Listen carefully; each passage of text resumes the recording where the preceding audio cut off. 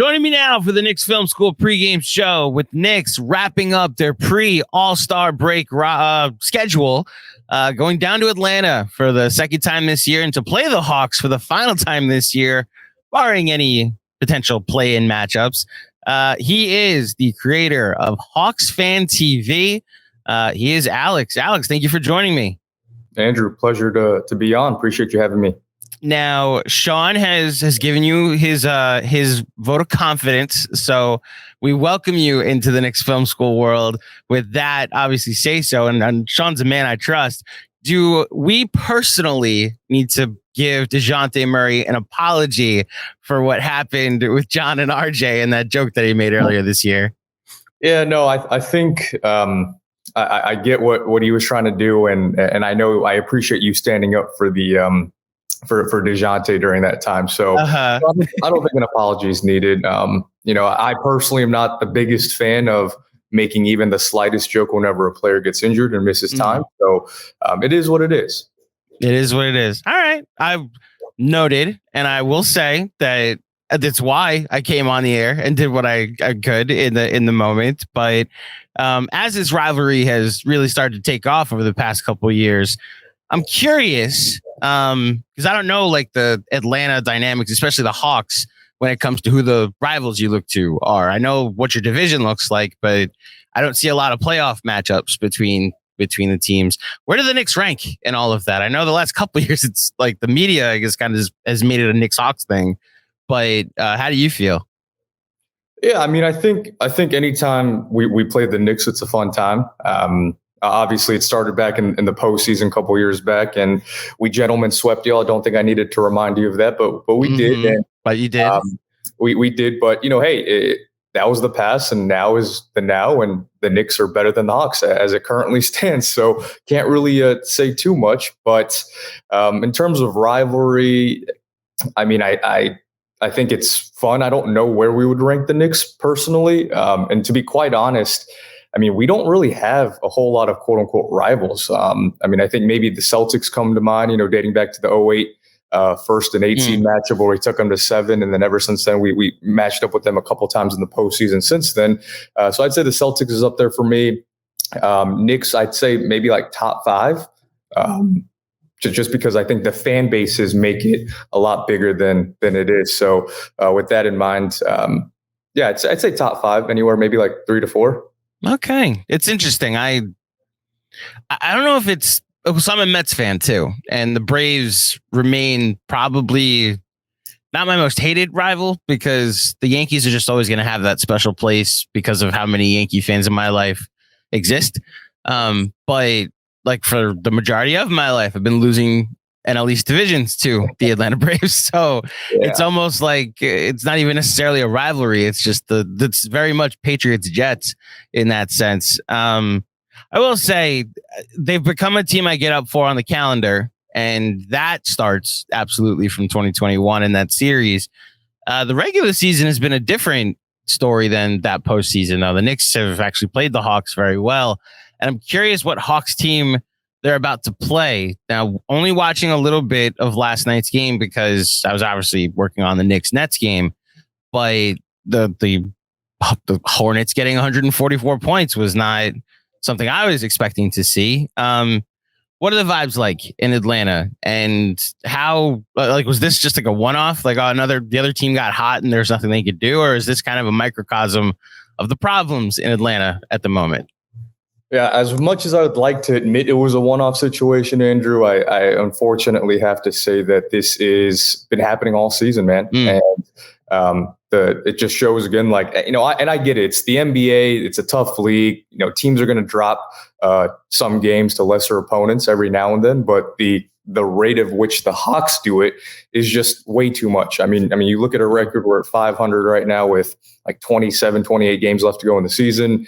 And it's been happening since, the first 5 games all the way up to now. So it's unfortunate, the inconsistency that this team shows night in and night out. One day we can beat a really good team in the Bucks or the Celtics, and then we can lose to a 16-win team Hornets team. So it's unfortunate, and it's I would have to admit that it's probably a microcosm of a bigger issue, and that is of course, Nate McMillan, our coaching staff, we just don't have any sort of consistent game plan, zero identity, both on the offensive and defensive side of the ball, and which our record shows. And that's the reason why we can win some games against better teams, is because purely off the backs of the talent that this team possesses. And other times we can lose to inferior opponents because we're just playing free flowing basketball. There's no scheme, no game plan, and it's like Lifetime Fitness. You're just going there to play pickup basketball, and if you win, you win. If you lose, then you lose.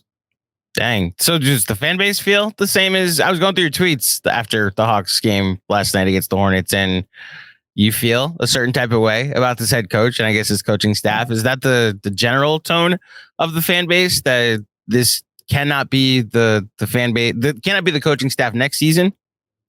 Yeah, I think Hawks fans, the majority of Hawks fans probably dislike Nate more than Knicks fans dislike Tibbs. So if that tells you anything, then no chance. This is no chance. I don't know, man. I don't know. Bro, the Knicks are winning and they don't like him.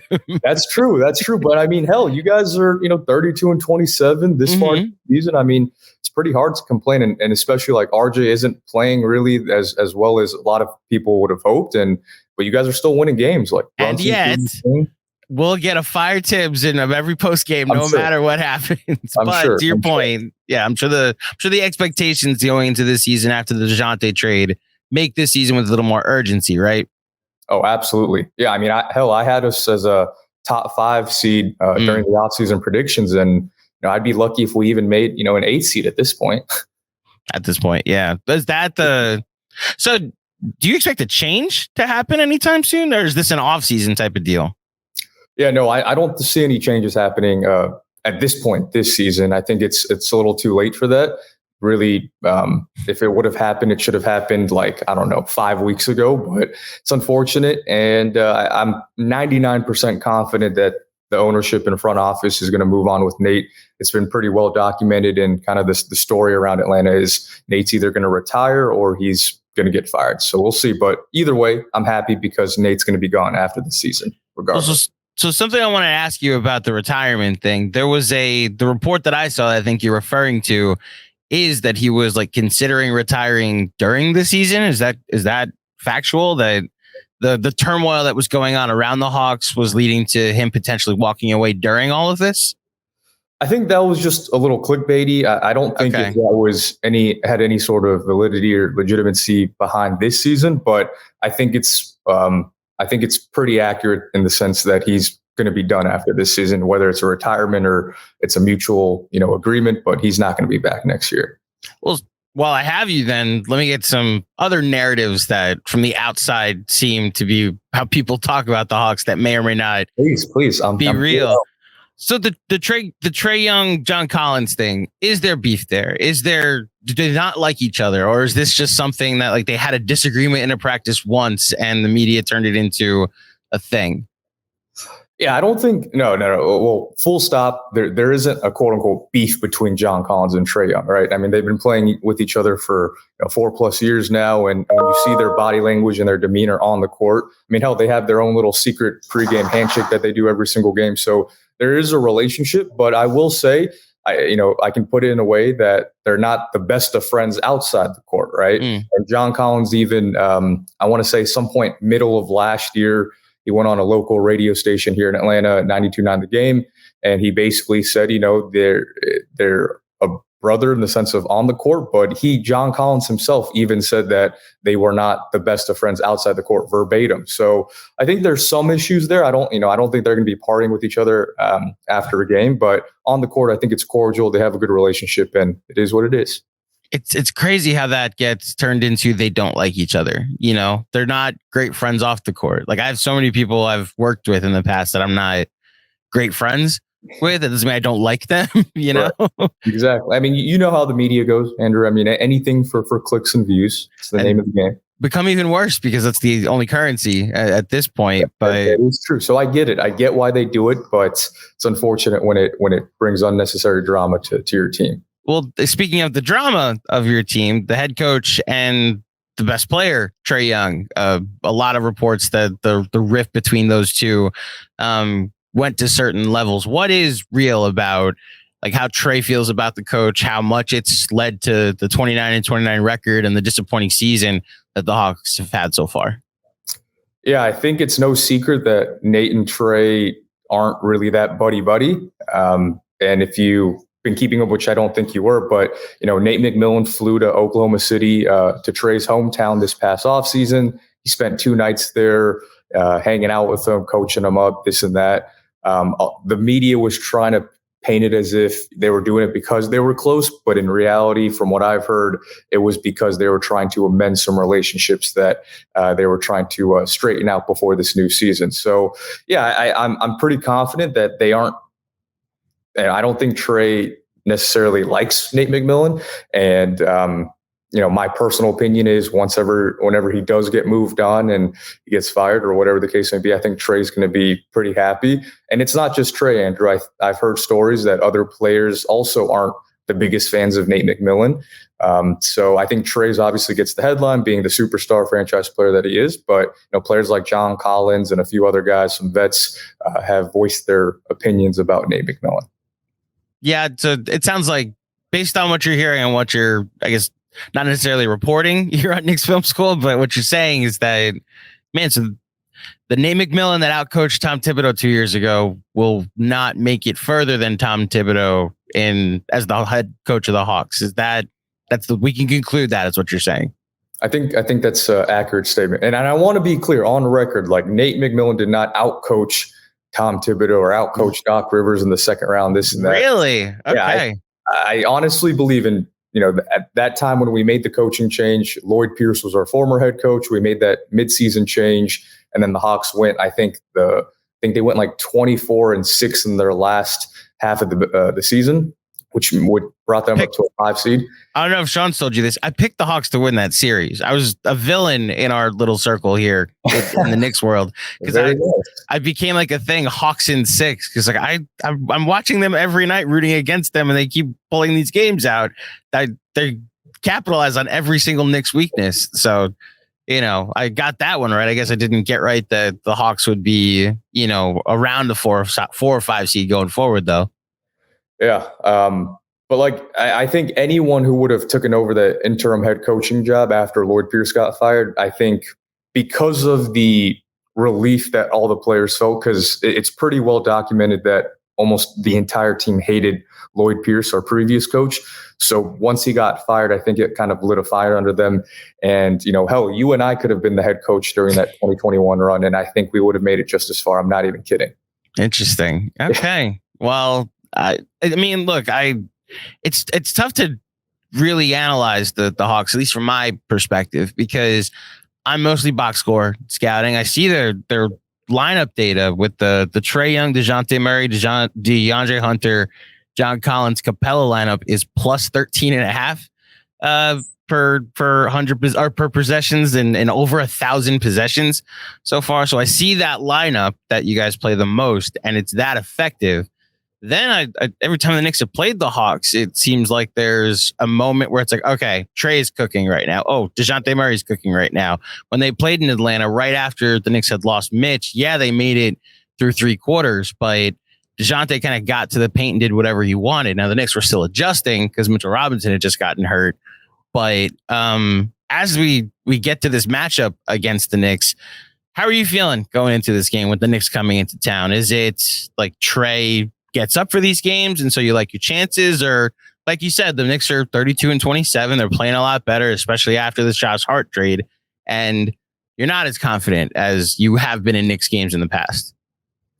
Yeah, and that's kind of the dilemma with the Hawks right now is when we play to our potential, we can beat a lot of good teams, but that's the problem is they decide when they want to get up for games and when they don't. The Charlotte Hornets game last night was a great example. I think they underestimated them and saw that they were kind of bottom of the barrel and just barely played defense, and it resulted in a loss. But I've also seen this team play really well a lot of nights. So I think come Wednesday, I think we'll be back at home in front of our home crowd in State Farm. Hopefully the loss last night gives them a pretty bad taste and they redeem themselves and come up with the win. hopefully John Collins is back for that game because he missed yesterday's game due to a right hip soreness, I believe. So I think the Hawks do win tomorrow night. And if I'm Nate McMillan, I'm preaching like, look, these guys are right above us in the standings. A potential tiebreaker could come down to the wire. So I mean, this essentially, as crazy as this sounds, this should be a winner. Winner go home game. Like it's a do or die kind of for us, and this is a must win game for us. So it is a must win. So I mean, I would consider it a must win. So is it? Well, I mean, you add in that the Hawks win the tiebreaker if they win this game, so that could come into play down the stretch. I guess my question towards that is, what happens if they don't win this must-win game? What are the vibes going to be heading into the All-Star break? The vibes are going to be down. Poor. Yes, Andrew. I mean, the vibes have kind of been down all season long, and I think the record shows it. I think even the players themselves had a lot of high hopes for the season, and it's unfortunate that we're at 500 this late into the season. But yeah, I think we win tomorrow. I haven't checked out the line for tomorrow's game. I'm assuming it might be like Hawks -1 or something like that. But I think Trey especially, since the kind of all-star snub selection, he's been playing lights out both sides of the floor. And I think he's been averaging like close to 13, 14 assists per game for the last 5 or 6 games we've played. And so, I think we win, and we'll see what happens from there. No line listed for this game yet, by the way, at least not currently as I'm looking at FanDuel, but I'm sure that'll show up. You mentioned first of all, I think it's funny that, not necessarily funny, but the Knicks have so much house money coming into this game. When they lost Mitchell Robinson and they looked at the schedule and all these really good teams on it, we said, give me 5-9 in these last 14 games and like go into the All-Star break at 30-30 and we'll be fine. They've already won 7 games in that stretch. So at this point, I'll if they lost, they went 7-7 in this stretch, and you got to 32-28. You're almost taking the gift that this little stretch has been. As far as Trey Young is concerned, a couple questions. First, you mentioned the All-Star snub. We've been pounding the drum that Jalen Brunson should have been in the All-Star game, should have been selected on the first try, should have been one of the injury replacements, and this Jaylen Brown injury, we're hoping that he's the one that gets in. How passionate is the Hawks fan base in the same way for Trey in the same situation, whether he should have made it the first time, should have been one of the replacements, and should be Jaylen Brown's replacement?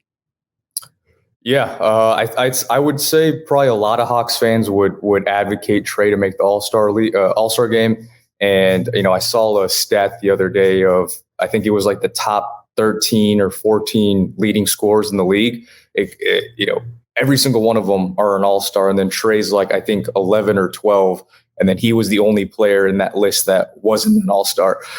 So, personally, I don't care for it. I think it's good for the team, and I think it's good for Trey. I think with that extra chip on his shoulder, it could propel this team for maybe a late season run to kind of avoid the play-in. So personally, I'm a fan. The year that we made the Eastern Conference Finals and the year that Trey just went on an absolute tear was the same year that he got snubbed from the All-Star game in year 3 as well. So I'm all for it, but I think a lot of Hawks fans would want to see Trey. I mean, it's good for the city, it's good for the team, the organization. So I personally still would like for him to make it, but I'm not making a big deal out of it. I mean, whatever helps propel this team, because the chip right now on Trey Young's shoulder is big enough to end world hunger right now, Andrew.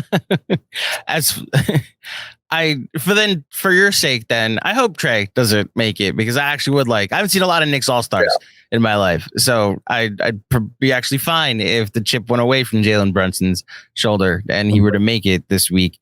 Do you get annoyed with how Trey is talked about nationally? It seems like a lot of people focus on some of the foul baiting that he can do. I know on the more popular NBA podcast, he's talked about a certain way. How is that for you in particular, and I guess as Hawk fans in general? You're asking me about the narrative and the perception that the media paints as Trey? Yes. At the first couple of years, I thought it was kind of annoying because it just was a way, like, it was a simple narrative. He doesn't play defense and he just foul baits, right? But ever since the rule change where they were a little bit more strict on the officiating and the foul calls, Trey's still been putting up numbers. And last I checked, I don't think Trey's even in like top 5 or top 10 even for free throw attempts per game. So, and he's still averaging 20, 28 and, 10. So at first I was kind of annoyed by it, but at this point I just, I don't really care too much about the outside narratives, outside media. The start he got off to this year, he's putting up numbers, but the efficiency wasn't there. Was there what was going on in the beginning of the season? I don't know. Like, historically, Trey has been doesn't play that well in the first half of the season, right? And usually, if you look at the trajectory of his career, usually the second half post AllStar break is really when he kind of turns it up a notch.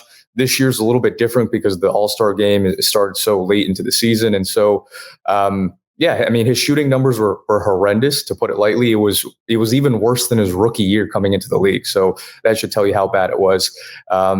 And it was a bit of a shock because, with the addition of DeJounte Murray and just another year under his belt, we all thought his efficiency coming off a career high and kind of that all NBA season that he had last year, we thought he was just going to keep riding that momentum. But in true Trey fashion, he kind of got off to another slow start, and his 3-point percentage, his field goal percentage was just terrible. It's gotten better now due to the help of his last 15, 20-ish games or so. But yeah, I can see why some people would use his stats right now or his efficiency numbers as to why he shouldn't make the All-Star game. But I get it. Yeah, you mentioned RJ earlier, and I think the context that we were using to talk about how Trey was doing this season was like his effective field goal percentage is lower than RJ Barrett's. Now, impact is a completely different conversation. This is where Trey and the gravity he creates will always be better than RJ, but it was just to give an idea of the inefficient start he got off to. He has since risen above RJ. A lot of that has to do with RJ Barrett and the season he's having at the moment. Yeah.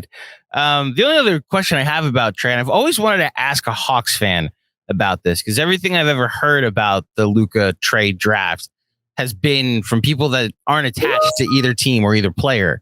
So with the benefit of hindsight of the last couple of years, seeing what Luka is, but what Trey has meant to the city, are you tired of the narrative that the Hawks blew it on draft night? Is there any hint of what could have been if Luka had been an Atlanta Hawk instead? Yeah, I've had to answer this question numerous times. I figured. So apologies for asking again, Yeah, I'll tell you what, the first, probably his rookie year and his second year was definitely, it was tiring, right? Hearing the same questions, seeing Twitter trolls every single day say, Hawks lost the trade, this and that. And granted, Luka's a phenomenal player. He's probably going to go down as one of the all-time greats, and you can make a case that he's a top 3-5 player in the league right now. Trey also has quite the resume, and he's made it just as far in the playoffs, actually further in the playoffs than Luka. Still has all-NBA team, multiple all-stars. So I don't think, if Trey was just some scrub, and he had no all-star appearances, no all-NBA teams, and he was just not that good of a player, then I could totally see why trolls would keep continuing this narrative that the Hawks lost the trade. And but Trey's also been a phenomenal player. At his peak, he's a top 10 player in the league. So it's not like we didn't lose that much. If some people want to say that we lost the trade, then sure, I'm not going to argue you. Right now, can you say Luka is better? Present day. Yeah. Being objective, I think I would say Luka's better right now. It isn't to say that Trey can't get better and, get right up there with him or even surpass him. So we'll see.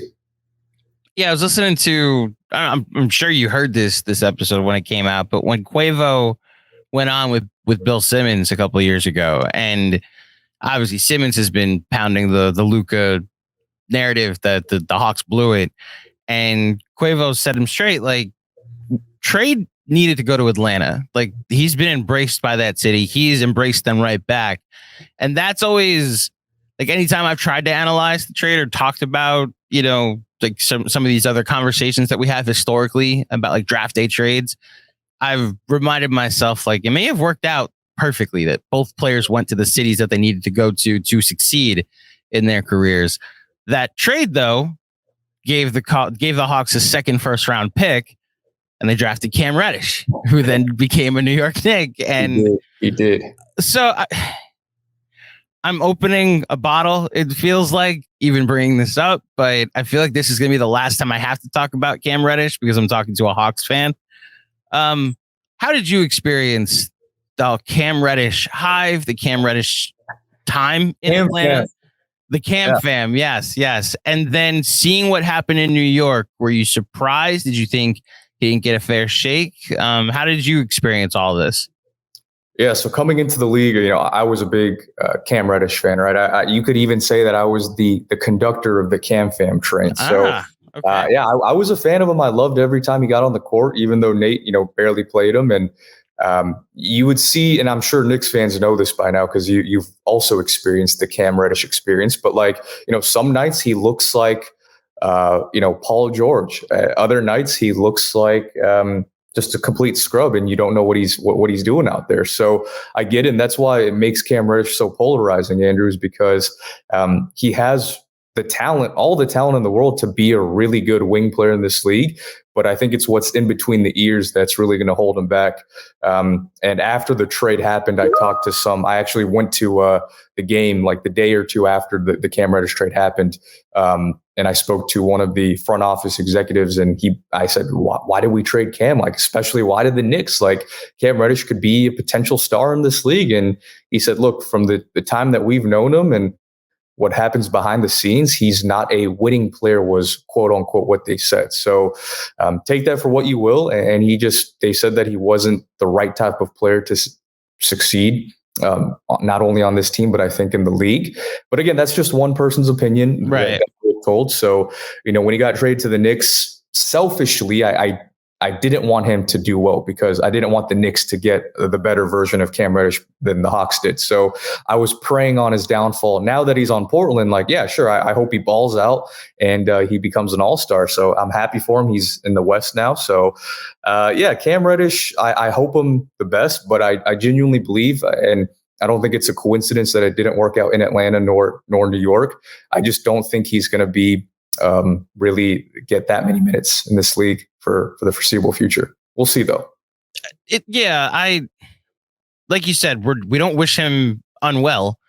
I have a ton of questions too, and I wonder if it's like you said, it's between years type of thing. And we had one of our film guys do a thread of every offensive possession and some of his defensive possessions that he played. And the offense, you see the gifts there every now and then. And then on defense, it's oh, that's a bad closeout. That's literally a matador defense, letting your opponent drive to the rim and then he just has no interest in fighting for a rebound. And then, you wonder if these types of things get under the skin of coaches like McMillan and coaches like Tibbs, who are trying to win now and don't have the patience for development, which is why, I have no idea what's going on in Portland, whether they also don't have the patience for that or if they're trying to rebuild. I guess they're on Dame's timeline, but then they probably should be a little better. I don't know. I wish Cam the best, and I wish the Hive and the fam that follows him the best as well. Before I let you go, this game tomorrow night, we talked about your thoughts on how the Hawks should do in this game, but I like getting outsider opinions on what the Knicks are doing right now. They're currently 7th in the East, only a half game behind Miami for 6th, 2 games behind Brooklyn for 5th. Jalen Brunson, borderline all-star, Julius Randle, actual all-star, and then the other pieces on this team that exist. How do you view what the Knicks are doing and the direction that this franchise seems to be headed? Yeah, I gotta say, I'm somewhat surprised that the Knicks are 32-27 right now. And is Mitch Robinson back or no? He's not yet. So okay. He's not even cleared for contact yet. They announced that he'd be reevaluated after the All-Star break. What? Alan Hahn, one of our TV guys, announced that, or I guess reported that he would be cleared for contact next week. So when they get back from the All-Star break is potentially when he'll start to ramp back up and come back. But he will not play in this game against the Atlanta Hawks.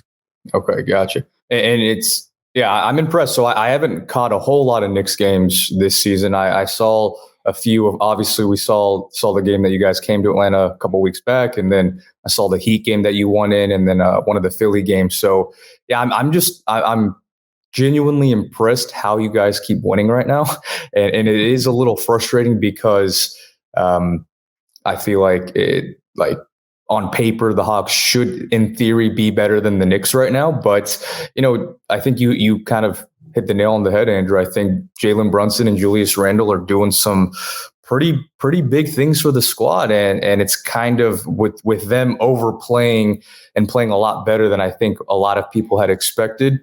It's kind of making up for RJ's, I guess. Can you call it a regression? Is that fair to say? It's very fair to call it a regression. Yes. So they're making up for a lot of RJ's regression. And Jalen Brunson's doing his thing. Every time I feel like every other night, I'm seeing a score update on Twitter saying that, Brunson scored 35 points or 40 points like he did last night. So, and Julius Randle's playing like an all NBA type of player like he did a couple of years back. So you couple that, got a nice, one of the league's best power forwards. And as crazy as this for me to say, but I guess one of the league's best point guards right now, the way he's playing, I mean, it's going to equate to a lot of wins, and that's what you guys are doing. So I'm impressed. And Tibbs obviously can't be that bad. The fact that he is winning these games, I don't think it's all on the players. So I think Tibbs is obviously doing something and saying something in those locker rooms before every game for you guys to keep pulling this out. So yeah, I'm shocked. I mean, good for you guys. I'm disappointed that the Hawks aren't doing better, and I wish this game was. We weren't 500 going into this game. We should be on a 3-game win streak, but we lost to the Hornets. So it's going to be interesting. I'm hoping for a good game tomorrow night, and hopefully we win.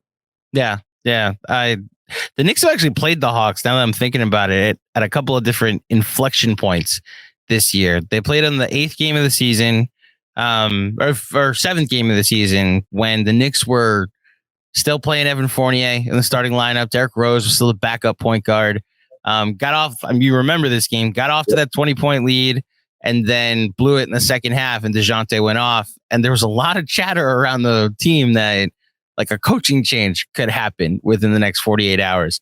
Evan Fournier leaves the starting lineup. Cam goes in, and the Knicks are off to a different version of the team. The next time they played each other was right after they made the next rotation change, when they took Cam out, took Fournier out, took Rose out, and it was Quentin Grimes and Deuce McBride. Obviously, that's the game DeJounte got hurt, and the Knicks won by a bunch. And the most recent game that they played each other was right after Mitchell Robinson got hurt. And it was like, can the Knicks stay above water before the All-Star break? And it's funny that this is going to be the final time they play each other, right after the Josh Hart trade that has injected some life into this team that didn't previously exist. While, like you said, the Knicks have played competitively and had some fun. They've looked. There are moments where this is not just like fun to watch, but this is that they're stretching leads out rather than just trying to hold on to like a 2 or 3 point lead. So I'll be curious what this new look Knicks team does to a Hawks team that, look, me personally, I respect what the ceiling can be, and I've seen what that ceiling can look like against the Knicks. That's for sure. And like you said, you hope you win. I don't wish you luck in that sense, but hey, that's fair. I completely understand. Yeah. But I hope it's a good game at least. Alex, you've been great with your time. Thank you for joining me. CP's my boy, so I'm assuming that Hawks. What happened first, Hawks Fan TV or Knicks Fan TV? Yeah, Knicks Fan TV definitely happened first. Okay. I think the OG Godfather though is Arsenal Fan TV. Okay. Which kind of brought the Fan TV, style of videos and covering the team into the broad, mainstream. But yeah, no, Knicks Fan TV did their thing, and shout out to CP. I saw some of his videos a few years back, especially when we played you guys in the playoffs. And given the market that Atlanta is, I know, the narrative, the national narrative is Atlanta isn't a whole big of a sports town, I guess, minus the Braves. But, there's a whole bunch of passionate Hawks fans in that city. I unfortunately don't live there anymore. I live in Miami, but I'm back pretty frequently. And I wanted to bring a similar kind of voice and coverage to the team. I think, and since I've launched it a couple of years back, gotten some really good feedback. So I'm excited to see where it goes these next couple of years. I do have one question for you, though, Andrew. Yeah, go ahead. And I ask this question almost to every single Knicks fan that I speak with, Sean most notably. And then I don't know if you know if you're friends with Sed and all those guys, but yeah. I know the majority of Knicks fans, I'd say like 90% of them are still like diehard RJ stans. They truly, genuinely believe he can be, an all-star at worst, and then like potentially all NBA type of player, at its peak. Are you in the camp that RJ still has at least all-star potential, or is he what he is at this point, which is just, high usage, really inefficient scorer that can have some good games, but he's probably going to be your third or fourth best player, probably your fourth best player on a championship winning team? You know how you said the last 4 years you've had to answer the question about Trey and Luka as so many times. The amount of times I've had to answer what is RJ Barrett probably matches it. Although you have a year on me because Trey got drafted the year before RJ. I don't think.